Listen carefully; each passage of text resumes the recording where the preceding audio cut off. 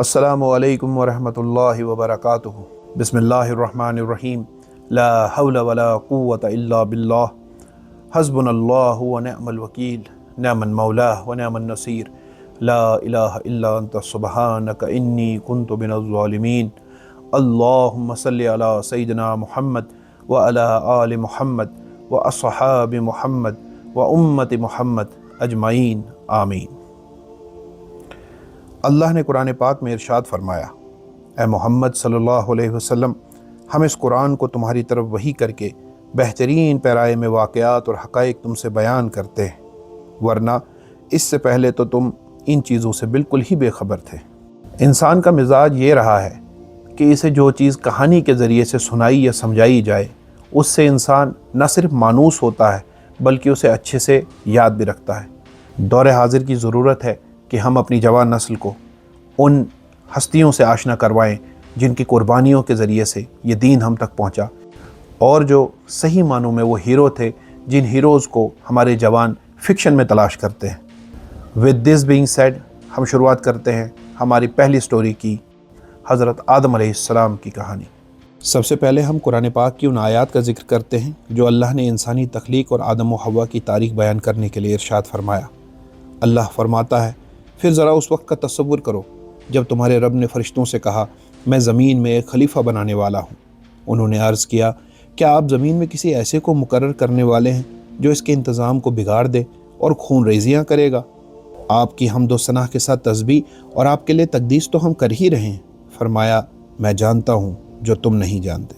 इसके बाद अल्लाह ने आदम को सारी चीज़ों के नाम सिखाए, फिर उन्हें फ़रिश्तों के सामने पेश किया और फरमाया, अगर तुम्हारा ख्याल सही है तो ज़रा इन चीज़ों के नाम बताओ। सब ने कहा, अल्लाह तेरी ज़ात पाक है, हम तो बस उतना ही इल्म रखते हैं जितना आपने हमको दिया है। सच में सब कुछ जानने वाले और समझने वाले तो सिर्फ़ आप हैं। फिर अल्लाह ने आदम अलैहिस्सलाम से कहा, तुम इन्हें इन चीज़ों के नाम बताओ। जब बता दिया आदम ने नाम तो अल्लाह ने कहा, मैं तुमसे न कहता था कि ज़मीन व आसमां की सारी हकीकतों को जानता हूँ, जो तुम मख्फी रखते हो वो भी और जो तुम ज़ाहिर करते हो वो भी। फिर जब हमने फ़रिश्तों से कहा कि सजदा करो आदम को, तो सब सजदे में गिर पड़े मगर इब्लीस। उसने इनकार किया और अपनी बड़ाई के घमंड में आ गया और नाफरमानों में शामिल हो गया। इसके बाद मज़ीद अल्लाह ताला कुरान पाक में फ़रमाते हैं, फिर हमने आदम और उसकी बीवी से कहा, तुम और तुम्हारी बीवी दोनों जन्नत में रहो और यहाँ जो जी चाहे खाओ पियो, मगर उस दरख्त का रुख न करना वरना ज़ालिमों में शुमार होगे। लेकिन शैतान ने उनको उस दरख्त की तरफ तरगीब दी और हमारे हुक्म की पैरवी से हटा दिया और उन्हें उस हालत से निकलवा दिया जिसमें वो थे।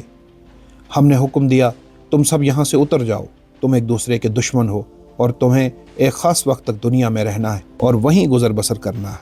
उस वक्त आदम ने अपने रब से कलिमात सीख लिए और तौबा की, जिसको उसके रब ने कबूल किया, क्योंकि वो बड़ा मुआफ़ करने वाला और रहम करने वाला है। इसके बाद अल्लाह ताला फरमाता है कि फिर हमने उनसे कहा कि तुम सब यहाँ से उतर जाओ, फिर जो मेरी तरफ से कोई हिदायत आए सो जो लोग उसकी पैरवी करेंगे उनके लिए किसी खौफ व रंज का मौका ना होगा, और जो इनकार करेंगे और हमारी आयत को झुटलाएंगे वो आग में जलने वाले लोग हैं जहाँ वो हमेशा रहेंगे। एक और मुकाम पर अल्लाह ताला ने फरमाया, अल्लाह के नज़दीक ईसा अलैहिस्सलाम की मिसाल आदम के जैसी है। अल्लाह ने उसे मिट्टी से पैदा किया था और हुक्म दिया था, हो जा, और वो हो गया। सूरह निसा के अंदर अल्लाह ताला फरमाते हैं, लोगो अपने रब से डरो जिसने तुमको एक जान से पैदा किया और इसी जान से इसका जोड़ा बनाया और इनसे बहुत से मर्द और औरत दुनिया में फैला दिए। उस अल्लाह से डरो जिसका वास्ता देकर तुम एक दूसरे से अपना हक मांगते हो, और रिश्ते व कराबत के ताल्लुकात को बिगाड़ने से परहेज़ करो। यकीन जानो अल्लाह तुमको देख रहा है। शैतान के हज़रत आदम को सजदा न करने पर मज़ीद तफसील सूरह आराफ से पता चलती है कि जब कहा गया कि सजदा करो आदम को तो सब फरिश्ते सजदे में गिर गए मगर शैतान ने इनकार किया। अल्लाह ने फरमाया, आखिर तुझे किस चीज़ ने मेरे हुक्म की नाफरमानी पे उभारा? शैतान ने कहा, मैं इससे बेहतर हूँ, तूने मुझे आग से बनाया और इसे मिट्टी से। फरमाया, अच्छा तो यहाँ से उतर जा, तुझे हक नहीं कि यहाँ बढ़ाई का घुमंड करे, तो उनमें से है जो अपनी ज़िल्लत चाहते हैं। इसके बाद क्या हुआ ये सूरह आराफ में ही अल्लाह ताला बयान करते हैं कि शैतान ने कहा, मुझको मोहलत दीजिए क़यामत के दिन तक। अल्लाह ताला ने फरमाया, तुझको मोहलत दी गई। तो इसने कहा, बस सबब इसके कि आपने मुझको गुमराह किया, मैं कसम खाता हूँ कि मैं उनके लिए आपकी सीधी राह पे बैठूँगा। پھر ان پر حملہ کروں گا، ان کے آگے سے بھی اور ان کے پیچھے سے بھی اور ان کی داہنی جانب سے بھی اور ان کی بائیں جانب سے بھی، اور آپ ان میں سے اکثر کو ناشکرا پائیں گے۔ اللہ تعالیٰ نے فرمایا کہ یہاں سے ذلیل و خوار ہو کر نکل جا، جو شخص ان میں سے تیرا کہنا مانے گا میں ضرور تم سب سے جہنم کو بھر دوں گا۔ سورہ اعراف میں ہی اللہ تعالیٰ مزید اس واقعے پر تفصیل پیش کرتے ہوئے فرماتے ہیں کہ اللہ تعالیٰ نے حکم دیا، اے آدم تم اور تمہاری بیوی جنت میں رہو، پھر جس جگہ سے چاہو دونوں کھاؤ، اور اس درخت کے نزدیک مت جانا ورنہ ظالموں میں سے ہو جاؤ گے۔ پھر شیطان نے ان دونوں کے دلوں میں وسوسہ ڈالا تاکہ ان کی شرمگاہیں جو ایک دوسرے سے پوشیدہ تھی دونوں کے روبرو بے پردہ کر دے، اور کہنے لگا کہ تمہارے رب نے تم دونوں کو اس درخت سے اور کسی سبب سے منع نہیں فرمایا مگر محض اس وجہ سے کہ تم دونوں کہیں فرشتے ہو جاؤ اور ہمیشہ زندہ رہنے والوں میں سے نہ ہو جاؤ۔ اور پھر اس نے ان دونوں کے روبرو قسم کھا لی کہ یقین جانیے میں تم دونوں کا خیر خواہ ہوں۔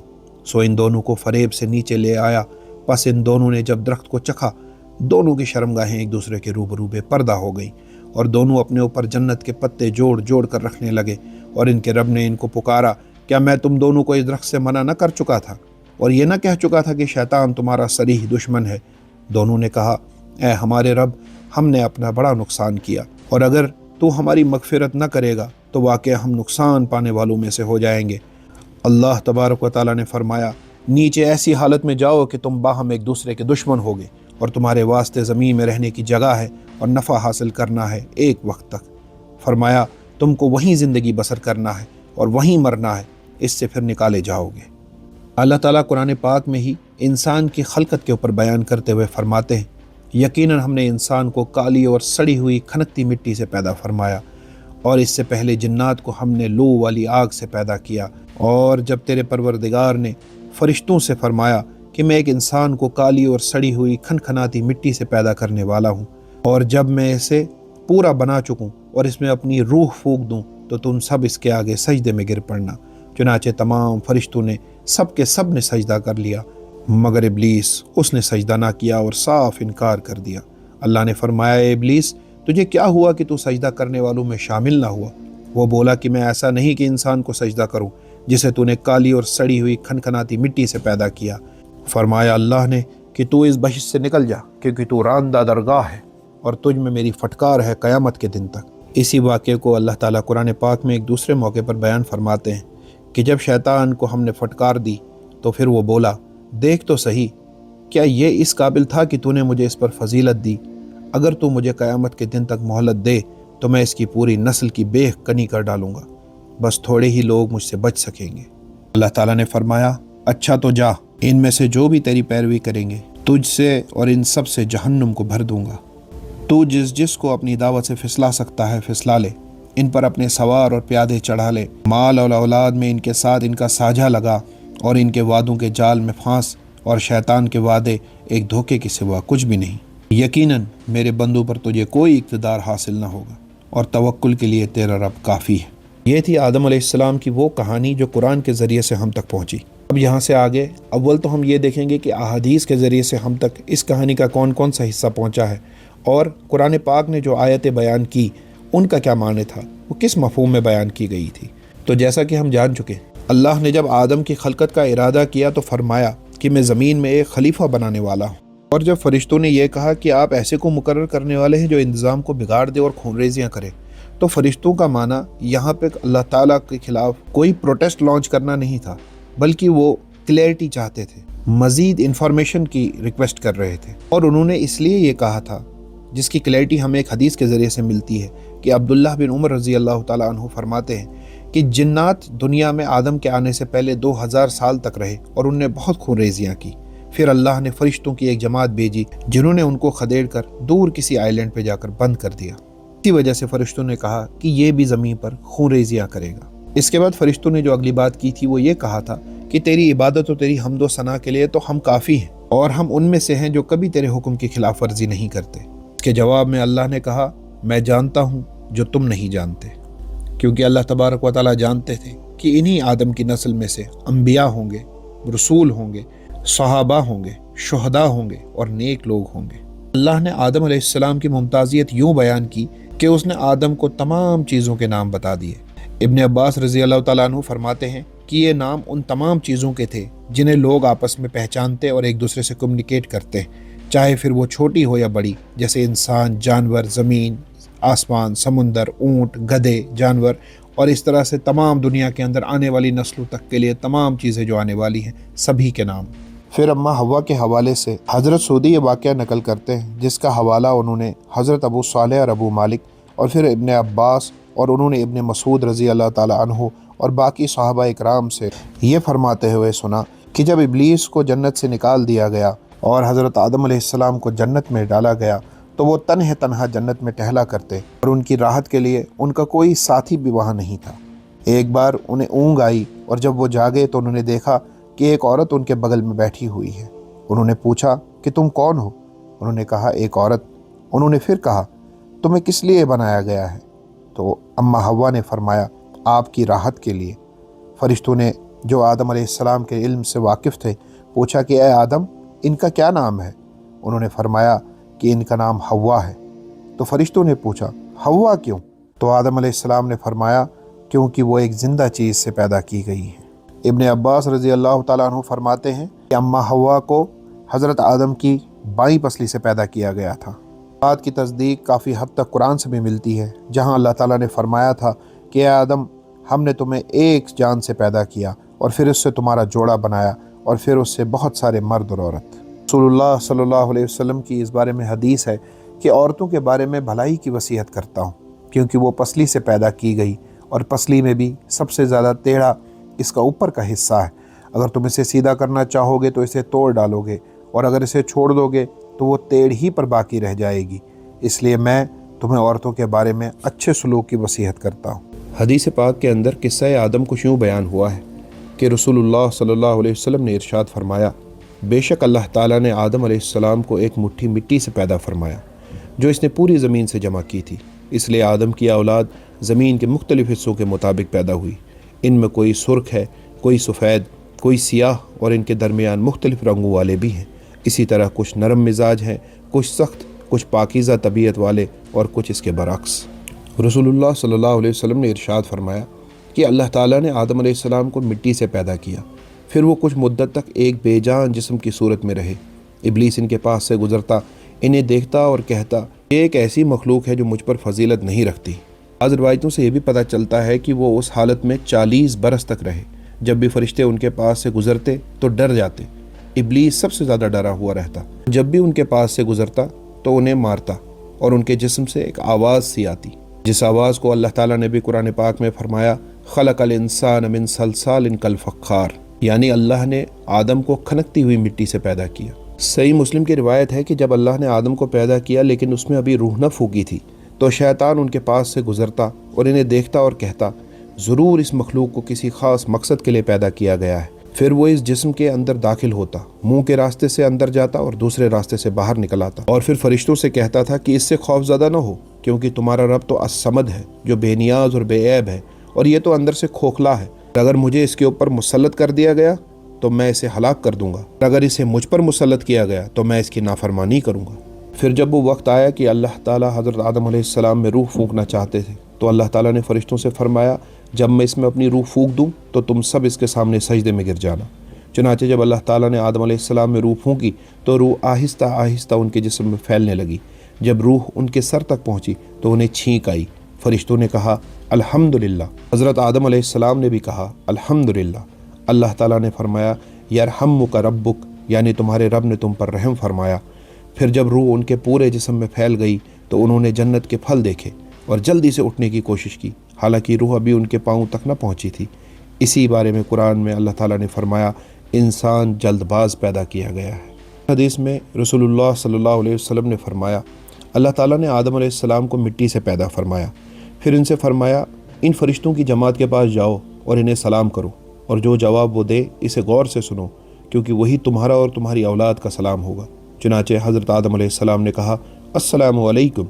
फरिश्तों ने जवाब दिया अस्सलामु अलैकुम व रहमतुल्लाह। यूँ उन्होंने व रहमतुल्लाह का इजाफ़ा किया। नबी करीम सल्लल्लाहु अलैहि वसल्लम ने फरमाया जो भी जन्नत में दाखिल होगा वो आदम अलैहिस्सलाम की सूरत पर होगा। उनका कद 60 हाथ था। इसके बाद लोगों के कद कम होते चले गए। एक और हदीस पाक में आता है कि रसूलुल्लाह सल्लल्लाहु अलैहि वसल्लम ने फरमाया جب اللہ تعالیٰ نے آدم علیہ السلام کو پیدا فرمایا تو ان کی پشت پر اپنا دست قدرت پھیرا تو ان کے تمام اولاد کو نکال لایا جو قیامت تک پیدا ہونے والی ہے۔ پھر فرمایا میں نے ان کو جنت کے لیے پیدا کیا ہے اور یہ جنت والوں کے اعمال کریں گے۔ پھر دوبارہ ان کی پشت پر ہاتھ پھیرا اور ایک جماعت نکالی اور فرمایا میں نے ان کو جہنم کے لیے پیدا کیا ہے اور یہ جہنم والوں کے اعمال کریں گے، اور ہر انسان کی دونوں آنکھوں کے درمیان ایک چمکتی ہوئی روشنی رکھ دی۔ پھر انہوں نے آدم علیہ السلام کے سامنے پیش کر دیا۔ جب حضرت آدم علیہ السلام نے ان میں سے ایک شخص کو دیکھا جس کے چہرے پر نور زیادہ نمایاں تھا، انہوں نے پوچھا اے رب کریم یہ کون ہے؟ اللہ تعالیٰ نے فرمایا یہ تمہاری اولاد میں سے داؤد علیہ السلام ہے۔ تو انہوں نے پوچھا ان کی عمر کتنی ہوگی؟ اللہ نے فرمایا 60 سال۔ تو آدم علیہ السلام نے کہا ان کی عمر 40 سال میری زندگی میں سے بڑھا دیجیے۔ بیان کی گئی احادیث کا حصہ ابو داؤد اور موطا امام مالک میں بھی ملتا ہے، جس میں یہ حدیث بیان کرنے کے بعد ایک صحابی نے رسول پاک صلی اللہ علیہ وسلم سے پوچھا یا رسول اللہ پھر ہمارے نیک عمل کرنے کا کیا فائدہ؟ رسول اللہ صلی اللہ علیہ وسلم نے فرمایا جب اللہ تعالیٰ کسی بندے کو جنت کے لیے پیدا فرماتا ہے تو اسے جنت والوں کے اعمال کی توفیق دیتا ہے یہاں تک کہ وہ انہی اعمال پر فوت ہوتا ہے، پھر اللہ اسے جنت میں داخل فرماتا ہے، اور جب وہ کسی بندے کو جہنم کے لیے پیدا کرتا ہے تو اسے جہنم والوں کے اعمال کی توفیق دیتا ہے یہاں تک وہ انہی اعمال پر مر جاتا ہے، پھر اللہ اسے جہنم میں داخل فرماتا ہے۔ رسول اللہ صلی اللہ علیہ وسلم نے فرمایا اللہ تعالیٰ نے آدم علیہ السلام کو پیدا فرمایا، پھر ان کی پشت پر اپنا دست قدرت پھیرا اور ان کے تمام اولاد کو نکال لایا جو قیامت تک پیدا ہونے والی تھی، پھر انہیں ان کے سامنے پھیلا دیا اور ان سے مخاطب ہو کر فرمایا کیا میں تمہارا رب نہیں ہوں؟ سب نے جواب دیا کیوں نہیں، ہم گواہی دیتے ہیں۔ یہ اس لیے کیا گیا کہ تاکہ تم قیامت کے دن یہ نہ کہہ سکو کہ ہم اس بات سے بے خبر تھے، یا پھر یہ نہ کہہ سکو کہ شرک تو ہمارے باپ دادا نے ہم سے پہلے کیا تھا اور ہم تو ان کی اولاد تھے، تو کیا ہمیں اس وجہ سے ہلاک کرو گے جو باطل پرستوں نے کیا؟ پھر رسول اللہ صلی اللہ علیہ وسلم نے فرمایا اللہ نے ان میں سے ایک گروہ کو جنت کے لیے اور ایک گروہ کو جہنم کے لیے مقرر فرمایا۔ ایک اور حدیث میں رسول اللہ صلی اللہ علیہ وسلم نے ارشاد فرمایا کہ اللہ تعالیٰ نے حضرت آدم علیہ السلام کو پیدا کیا تو ان کی پشت سے قیامت تک پیدا ہونے والی نسلوں کو نکال لیا اور انہیں ان کے سامنے جمع کر دیا، پھر ان سے فرمایا کیا میں تمہارا رب نہیں ہوں؟ سب نے جواب دیا کیوں نہیں، ہم گواہی دیتے ہیں آپ ہمارے رب ہیں۔ پھر اللہ تعالیٰ نے فرمایا میں تم پر 7 آسمانوں اور 7 زمینوں کو گواہ بناتا ہوں اور تمہارے باپ آدم کو تم پر گواہ بناتا ہوں تاکہ تم قیامت کے دن یہ نہ کہو ہمیں تو اس بات کا علم نہ تھا، ہمیں معلوم نہ تھا کہ تیرے سوا کوئی اور معبود نہیں ہے۔ سب نے یہ گواہی دی کہ ہم گواہی دیتے ہیں کہ اللہ آپ کے سوا کوئی معبود نہیں، آپ لا شریک ہیں، آپ کے سوا کوئی عبادت کے لائق نہیں۔ تو اللہ نے فرمایا کہ میں تمہارے بیچ اپنے انبیاء، اپنے رسول اور اپنی کتاب بھیجتا رہوں گا جو تمہیں اس وعدے کی یاد دہانی کراتے رہیں گے۔ پھر اللہ نے آدم علیہ السلام کو اٹھایا اور ان کی طرف رخ کیا تو انہوں نے دیکھا کہ ان میں کچھ غریب ہیں تو کچھ امیر، کچھ خوبصورت ہیں تو کچھ سادہ لو، تو انہوں نے فرمایا یا اللہ آپ نے ان سب کو ایک سا کیوں نہیں بنایا؟ تو اللہ نے کہا مجھے شکر کیا جانا پسند ہے۔ حضرت ابو ہریرہ رضی اللہ تعالیٰ عنہ فرماتے ہیں کہ رسول پاک صلی اللہ علیہ وسلم نے فرمایا کہ جب آدم قرآن پاک میں کوئی سجدے کی آیت تلاوت کرتا ہے اور پھر سجدے میں گر جاتا ہے تو شیطان ایک طرف کو ہو کر روتا ہے اور کہتا ہے کہ افسوس ہے آدم، تجھے سجدے کا حکم ہوا اور تو نے سجدہ کر لیا اور جنت کما لی، مجھے سجدے کا حکم ہوا تھا اور میں نے نافرمانی کی اور میں جہنمی ہو گیا۔ حضرت آدم علیہ السلام جنت میں کتنے وقت تک رہے؟ اس میں سکالرز کے اندر بہت زیادہ اختلاف ہے۔ کچھ کا کہنا ہے کہ کچھ گھنٹے رہے، کچھ کا کہنا ہے کہ 40 سال تک رہے، کچھ کا کہنا ہے کہ وہ 40 سال اور 3 مہینے یا 4 مہینے تک رہے اور پھر اللہ نے ان کو نکال دیا۔ اس معاملے میں اللہ بہتر جاننے والا ہے۔ جب حضرت آدم علیہ السلام دنیا میں آئے تو سب سے پہلا کھانا جو انہوں نے کھایا وہ گندم تھا۔ یہ حدیث کی روایت سے پتہ چلتا ہے کہ جب حضرت آدم علیہ السلام زمین پر اتارے گئے تو سب سے پہلا کھانا جو انہوں نے زمین پر کھایا وہ گندم تھی۔ روایت میں آتا ہے کہ حضرت جبریل علیہ السلام ان کے پاس گندم کے 7 دانے لے کر آئے۔ حضرت آدم علیہ السلام نے ان سے پوچھا یہ کیا ہے؟ جبریل علیہ السلام نے جواب دیا یہ اس درخت کے پھل گندم کے دانے ہیں جسے تمہیں جنت میں کھانے سے منع کیا گیا تھا لیکن تم اسے کھا بیٹھے۔ پھر آدم علیہ السلام نے ان دانوں کو بویا، وہ اگے، پھر انہیں کاٹا، پیسا، آٹا بنایا، روٹی پکائی اور اسے کھایا۔ یوں زمین پر محنت اور کاشتکاری کا آغاز ہوا، اور اسی کو اللہ تعالیٰ نے قرآن پاک میں ارشاد فرمایا اے آدم بے شک یہ شیطان تمہارا اور تمہاری بیوی کا دشمن ہے، بس ایسا نہ ہو کہ تم دونوں کو جنت سے نکلوا دے اور پھر تم مشقت اور تکلیف میں پڑ جاؤ۔ روایت میں آتا ہے کہ حضرت آدم علیہ السلام اور اماں حوا کو دنیا میں آنے کے بعد لباس کی ضرورت پیش آئی کہا جاتا ہے کہ سب سے پہلا لباس جو حضرت آدم علیہ السلام نے پہنا وہ بھیڑ کی اون سے تھا۔ انہوں نے بھیڑوں کی اون کو الگ کیا، پھر اسے کاتا، سوت بنایا اور اس کے بعد کپڑا تیار کیا۔ پھر حضرت آدم علیہ السلام نے اپنے لیے ایک جبہ، ایک لمبا لباس تیار کیا اور اماں حوا کے لیے لباس اور اوڑھنی، سر ڈھانپنے کا کپڑا تیار کیا۔ اس بات میں بھی اختلاف پایا جاتا ہے کہ کیا جنت کے اندر ان کی کوئی اولاد ہوئی یا نہیں ہوئی۔ یہ کہا جاتا ہے کہ حابیل اور اس کی بہن جو ہے وہ جنت میں پیدا ہوئے، واللہ عالم۔ روایت سے یہ ضرور معلوم ہوتا ہے کہ جب بھی اماں حوا کو حمل ٹھہرتا تو اولاد میں ایک لڑکا اور ایک لڑکی پیدا ہوتے، اور اللہ کا حکم آتا کہ اس میں ہر پیدا ہونے والا لڑکا بعد میں پیدا ہونے والی لڑکی سے شادی کرے، اور بعد میں پیدا ہونے والی لڑکی پہلے پیدا ہونے والے لڑکے سے شادی کرے۔ وقت میں پیدا ہونے والے لڑکا اور لڑکی کو آپس میں شادی کرنے کی اجازت نہیں تھی۔ تو دوستو، یہ تھا قصہ حضرت آدم علیہ السلام قرآن پاک اور صحیح احادیث کی روشنی میں۔ اٹ از کوائٹ پاسبل کہ مجھ سے بیان میں کہیں کوئی غلطی رہ گئی ہو یا کوئی حدیث غلط بیان کر دی ہو۔ آپ اپنی رائے کا اظہار کمنٹ سیکشن میں ضرور کریں۔ اس ویڈیوز کو اپنے آگے دوستوں تک، رشتہ داروں تک، قرابت داروں تک پہنچائیں اور مجھے اپنی دعاؤں میں یاد رکھیں۔ میں ملتا ہوں آپ سے اگلی کہانی کے ساتھ، جو کہانی ہے حابیل اور قابیل کی۔ والسلام۔